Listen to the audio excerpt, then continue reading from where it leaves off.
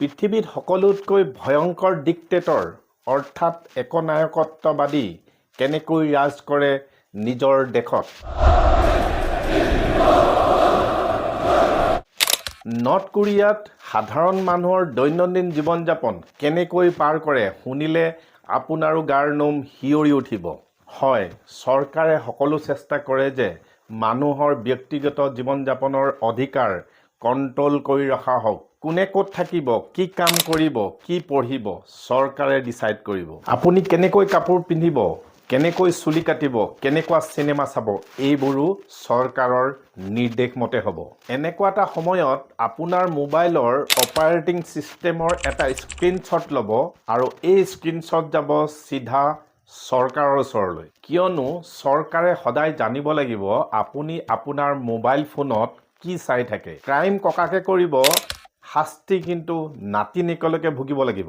এই গিল্ট বাই এছ'চিয়েশ্যনৰ আইন কাৰ্যকাৰী হয় এই দেশত। সেইকাৰণে এটা পৰিয়ালৰ সদস্যই পৰিয়ালটোৰ বাকীবোৰ সদস্যক সন্দেহৰ চকুৰে চায়। এজন ভায়েকে ভনীয়েকৰ লগত, এজন পুত্ৰই দেউতাকৰ লগত মন খুলি কথাও পাতিব নোৱাৰে। এনেকুৱা শাসন চলোৱাৰ পিছতো পিছৰ কেইবছৰত কিং জঙৰ শাসন ব্যৱস্থা দুৰ্বল হ'বলৈ ধৰিছে। এটা চাইলেণ্ট ৰেভলিউশ্যন দেখিবলৈ পোৱা গৈছে যি চলাই আছে নৰ্থ কোৰিয়াই। নমস্কাৰ প্ৰিয় দৰ্শক, 1981 চনত নৰ্থ কোৰিয়াৰ পলিটিকেল প্ৰেজেণ্ট কেম্প নাম্বাৰ 14ত এগৰাকী গৰ্ভৱতী মহিলাক বন্দী কৰিলে। এই মহিলাগৰাকীয়ে জেলতে সন্তান জন্ম দিলে আৰু ল'ৰাটোৰ নাম ৰাখিলে ছিংডং হুক। ল'ৰাটো জেলতেই ডাঙৰ হ'ল। আচল কথাটো হ'ল নৰ্থ কোৰিয়াই এই গিল্ট বাই এছ'চিয়েশ্যনৰ কনচেপ্ট মানে যদি কোনো মানুহে পলিটিকেল ক্ৰাইম কৰে তেতিয়া তেওঁৰ গোটেই পৰিয়ালটোকে জেলত ভৰাই দিয়ে। এজন মানুহে ক্ৰাইম কৰা শাস্তি 3 পুৰুষে ভুগিবলগীয়া হয়। য'ত নেকি ককায়েক আইতাকে যদি কিবা ক্ৰাইম কৰিছে নাতিপুতিলৈকে জেলত যাব লাগিব। আৰু এই কাৰণেই ছিংডং সৰুৰ পৰা জেলতেই ডাঙৰ হ'ল। নৰ্থ কোৰিয়াৰ চৰকাৰে মানি লৈছে যে তাৰ তেজ লেতেৰা হৈ গৈছে। জেলত লৰালি কালচোৱা বহুত কষ্টৰে পাৰ কৰিলে। জেলত অকণমান মাকৈৰ দালি দিয়া হৈছিল, সি জীয়াই থাকিবলৈ ঘাঁহ আৰু নিগনি খাবলৈ ধৰিলে। এই প্ৰেজেণ্ট কেম্পত প্ৰায় 20,000 কয়দী আছিলে আৰু ইয়াৰ ৰুল বহুত চিম্পুল আছিলে। আৰু যদি আপুনি ইয়াৰ পৰা পলাই যাব বিচাৰে উলিয়াই দিয়ে। আৰু যদি আপুনি আন কোনোবা পলাই যোৱা শুনিছে আৰু ৰিপৰ্ট কৰা নাই তেতিয়াও আপোনাক মাৰি দিয়া হ'ব। এনেদৰে যেতিয়া ছিংডঙৰ বয়স 13 বছৰ হ'ল তেতিয়া তাৰ মাক আৰু ভায়েক জেলৰ পৰা পলাবলৈ প্লেন কৰা গম পালে। আৰু সি কি কৰিলে, গাৰ্ডক জনাই দিলে আৰু ভাবিলে গাৰ্ডে তাক অলপ ভালকৈ খাবলৈ দিব।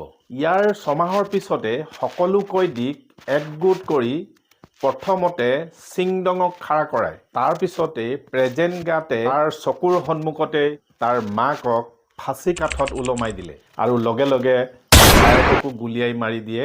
এইবোৰ চাবলৈ ছিংডঙক বাধ্য কৰোৱায়। ইয়াৰ পিছত 6 মাহলৈকে তাৰ ওপৰত শাৰীৰিক মানসিক নিৰ্যাতন চলাই যায়। 2005 চনত 23 বছৰ বয়সত নিজে খুদ পলাই যাবলৈ চেষ্টা কৰে এই প্ৰেজেণ্ট কেম্পৰ পৰা আৰু সি ছাকচেছফুলো হৈ যায়। গাৰ্ডৰ চকুৰ পৰা কোনোমতে বাচি আহি নৰ্থ কোৰিয়া এৰি আহি চাইনা আহি পায় আৰু তাৰ পৰা ছাউথ কোৰিয়া। এই কাৰণেই ইয়াৰ কাহিনী পৃথিৱীৰ সকলো মানুহে জানিব পাৰে।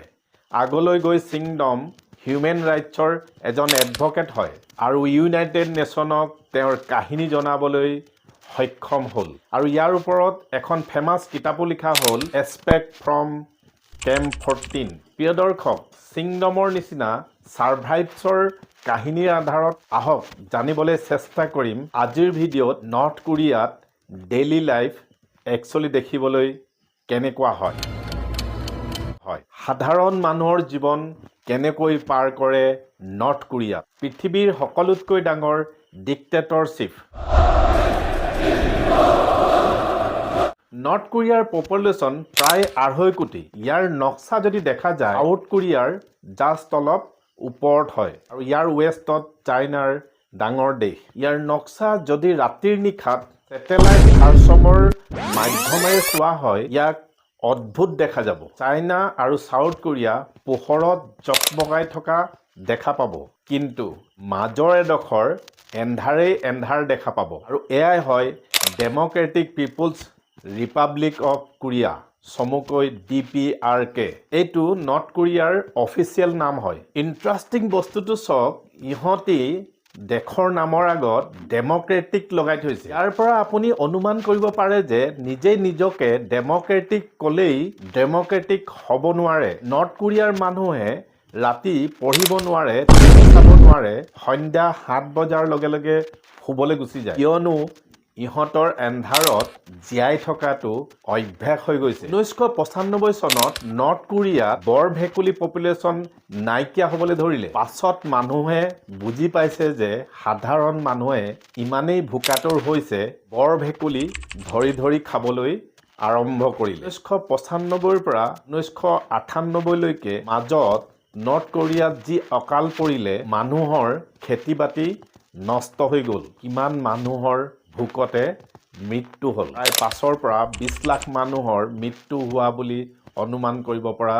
যায়। কিন্তু এটা সময়ত নৰ্থ কোৰিয়াৰ অৱস্থা এনেকুৱা নাছিলে। এটা সময় আছিলে নৰ্থ কোৰিয়া সাউথ কোৰিয়াতকৈ অৱস্থা বহুত ভাল আছিলে। 1980 চনত GDP পাৰ কেপিটা ইণ্ডিয়া আৰু চাইনা দুয়োখন দেশতকৈ আগত আছিলে। সেই সময়ত ইয়াত সকলোকে free health care, education, housing আৰু ট্ৰেন্সপৰ্টৰ নিচিনা সুবিধা দিয়া হৈছিলে। 1950ৰ পৰা 1980ৰ মাজত নৰ্থ কোৰিয়াৰ GDP 4.5% বাঢ়ি গৈ আছিলে। কিন্তু এই দেশৰ বেয়া দিন আৰম্ভ হ'বলৈ ধৰিলে 1990 চনৰ পৰা, যেতিয়া নৰ্থ কোৰিয়া ছোভিয়েট ইউনিয়নৰ পৰা ভাঙি ছিঙি থানবান হ'ল। In Moscow, the hammer and sickle is lowered for the last time, and an era comes to an end. Soviet ইউনিয়নে নৰ্থ কোৰিয়াক সস্তাত তেল আৰু খাদ্য দিছিলে। USS আৰ্মি লেপছ হোৱাৰ পিছতে নৰ্থ কোৰিয়াৰ ইকনমি বৰ বেয়াকৈ প্ৰভাৱ পৰিবলৈ ধৰিলে। পাৱাৰ ষ্টেচনবোৰ বন্ধ হৈ গ'ল, লাইট গুচি গ'ল, মানুহবোৰ ভোকতে মৰিবলৈ ধৰিলে। আমেৰিকাৰ নিচিনা দেশে নৰ্থ কোৰিয়াক সহায়ৰ হাত আগবঢ়ালে চৰ্ত ৰাখি, যদি নিজৰ নিউক্লিয়াৰ ৱেপন প্ৰগ্ৰেম বন্ধ কৰি দিয়ে। কিন্তু নৰ্থ কোৰিয়াই এনেকুৱা নকৰিলে, আৰু সেইকাৰণে আমেৰিকা আৰু গোটেই পৃথিৱীয়ে ইয়াক আইচলেট কৰি দিলে। আগষ্ট 1995 চনত বানপানীৰ ভয়ানক দুৰ্যোগ আহিলে। নৰ্থ কোৰিয়াৰ ওচৰত না কেছ আছিলে, না ক্ৰেডিট আছিলে। লগতে ইমান হিউমেনিটিও নাছিলে যে জনতাক চৰকাৰে সহায় কৰিবলৈ কম্প্ৰমাইজ কৰিব। বছৰে বছৰে এনেকৈ অৱস্থা বেয়ালৈ যাবলৈ ধৰিলে, আৰু এই সকলো কণ্ডিশ্যন নৰ্থ কোৰিয়াৰ চৰকাৰে কভাৰ আপ কৰিবলৈ চেষ্টা কৰি আছিল। ইয়াৰ কেপিটেল চিটি হ'ল পিয়ংগেং। ষ্টেবল ছ'চিয়েলজি মডেল প্ৰকাশ কৰিবৰ বাবে সিহঁতে সকলো ঘৰ বাৰী নাইকিয়া মানুহ আৰু ভোকতে মৰা মানুহ নাইকিয়া কৰি দিলে চহৰবিলাকৰ পৰা। ইয়াৰে ৰুলিং পাৰ্টিত থকা সকলো কৰ্মীক সকলোবোৰ সুবিধা দিয়া হৈছিল, কিন্তু চহৰৰ বাহিৰৰ অৱস্থা বহুত বেয়া আছিলে। গ্ৰামীণ এলেকাত মানুহে খাবলৈ নাপায় ভোকতে মৰি আছে। এণ্ডেৰিও নটিচিউজ নিজৰ কিতাপ দ্য গ্ৰেট নৰ্থ কোৰিয়ান ফেমিনত কৈছে, নৰ্থ কোৰিয়ান পৰিয়ালবোৰে ছাৰ্ভাইভ কৰিবলৈ বয়সীয়াল মানুহবোৰক ভোকত মৰিবলৈ দিলে, যাতে য়ং ফেমিলি মেম্বাৰে খাবলৈ পাই জীয়াই থাকিব পাৰে। বহুতো বুঢ়া বুঢ়ী মাক দেউতাকে নিজকে নিজেই ভোকতে ৰাখি মাৰিলে, যাতে সিহঁতৰ সন্তানবোৰ খাই বৈ ভৱিষ্যতে জীয়াই থাকিব পাৰে। এই সকলোবোৰ এইটো কাৰণে হৈ আছিলে, North Korea very tightly control dictatorship আছিলে। Totally area dictatorship. প্ৰিয় দৰ্শক, নৰ্থ কোৰিয়াৰ কাহিনী বহুতো দীঘলীয়া হ'ব। আপোনালোকে বৰ দীঘলীয়া হ'লে চাই পেলাই আমনি পাব। সেইকাৰণে মই কেইবাটাও খণ্ডত আপোনালোকক দিবলৈ চেষ্টা কৰিম। নেক্সট ভিডিঅ'ত পুনৰ লগ পাম। থেংকছ ফৰ ৱাচিং। ধন্যবাদ।